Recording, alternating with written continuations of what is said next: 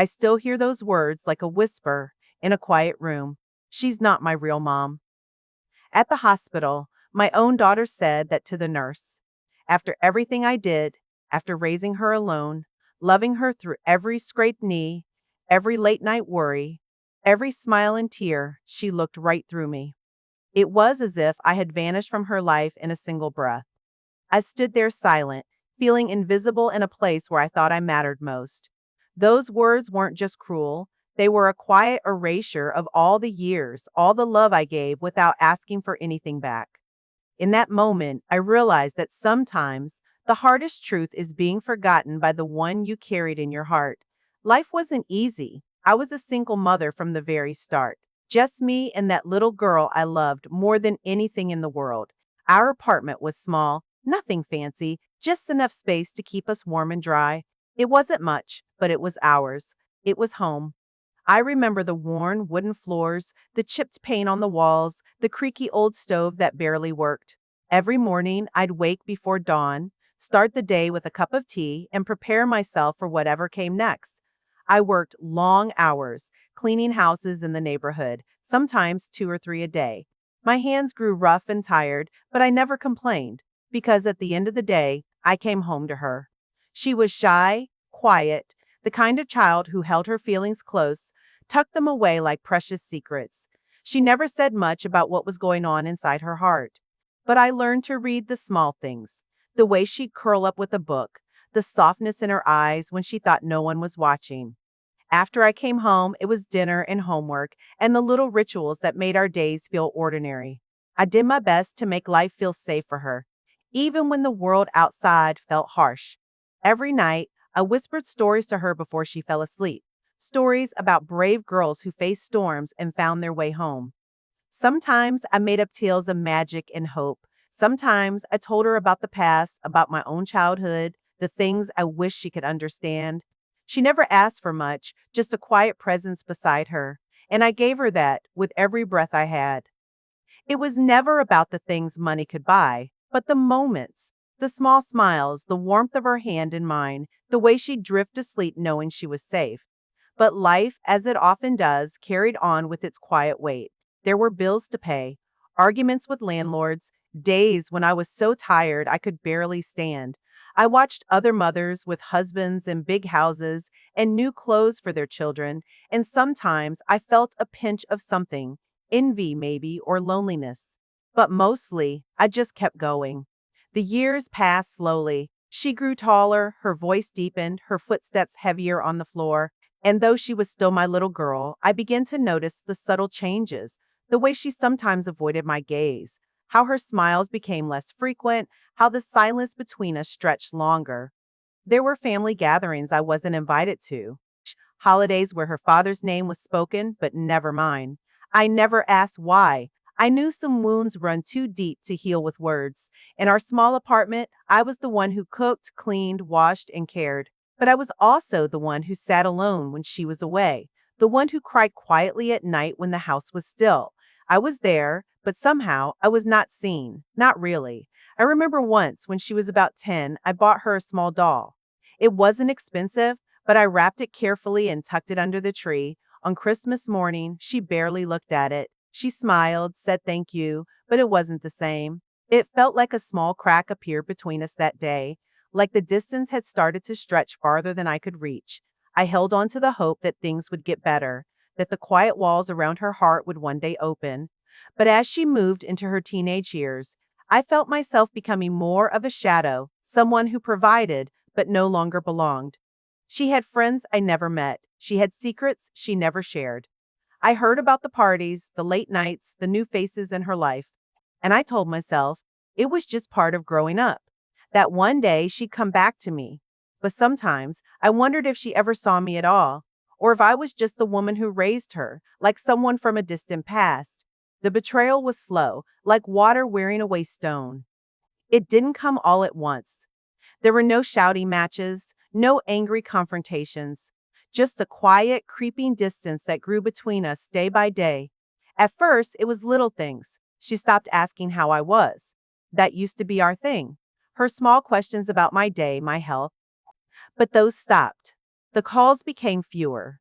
When I tried to reach out, I was met with silence or the sound of a phone hanging up. Her new friends didn't know me. I wasn't the mother she talked about or introduced. I was just background noise. Someone from her past she didn't want to bring forward. She stopped wanting me at important moments. Graduations, birthdays, family dinners. I heard about those things secondhand from neighbors or distant relatives. Invitations never came. I didn't ask for much, but to be part of her life that felt like too much. I tried to talk. I tried to bridge the gap with soft words and open arms. But the walls only grew thicker. The daughter I raised, the little girl I knew, was becoming a stranger. Then came the day she married. I hoped it would be a new beginning for us, that this new chapter would bring us closer. I welcomed her husband with hope in my heart. I told myself maybe he would be kind, maybe he'd see how much I loved her. But she was different around him, guarded, secretive. She kept parts of herself locked away, like a treasure she didn't want me to find. When she moved in with him, I was left with empty rooms and empty heartbeats. The apartment where we had lived, laughed, cried together was suddenly too big. The silence was thick. Her visits became rare, once a month, then once every few months. When she did come, it was polite, distant. The smiles were forced, the hugs brief. I felt like a guest in her life, someone invited out of obligation rather than love. Money became another battleground. I had saved what little I could over the years, bits and pieces put aside for her education, for her future. I thought it was a gift, a legacy. But I started hearing whispers. She and her husband wanted no part of it. The inheritance I had dreamed of giving her was now a source of quiet resentment. She never said it outright, but the glances, the silences, they spoke volumes. I felt the coldness in those moments more than any harsh words could have delivered. One Christmas, I sent her a gift. I wrapped it carefully with a card that said, I love you. But it came back unopened. The only note inside was from her husband, please respect our space. I was invisible in my own home, betrayed by the one person I had raised with every ounce of love I had. The hospital visit came as a shock.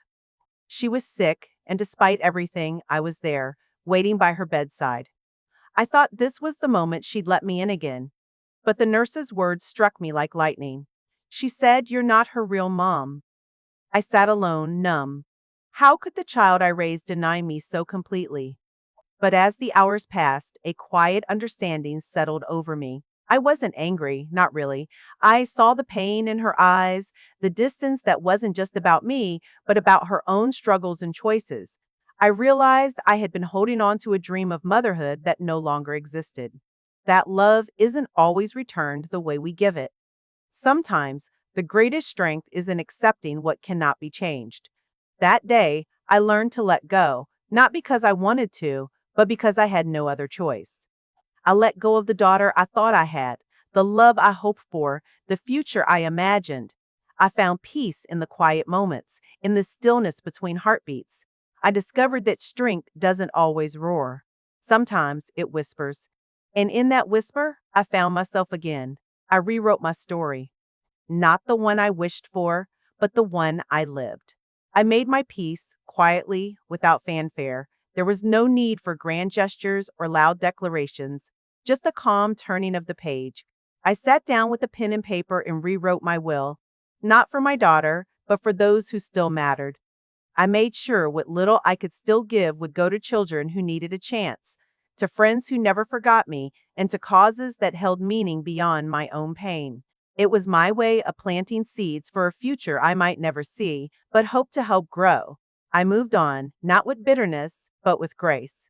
I let go of the weight that had pressed down on my heart for so long. The anger and hurt didn't disappear overnight.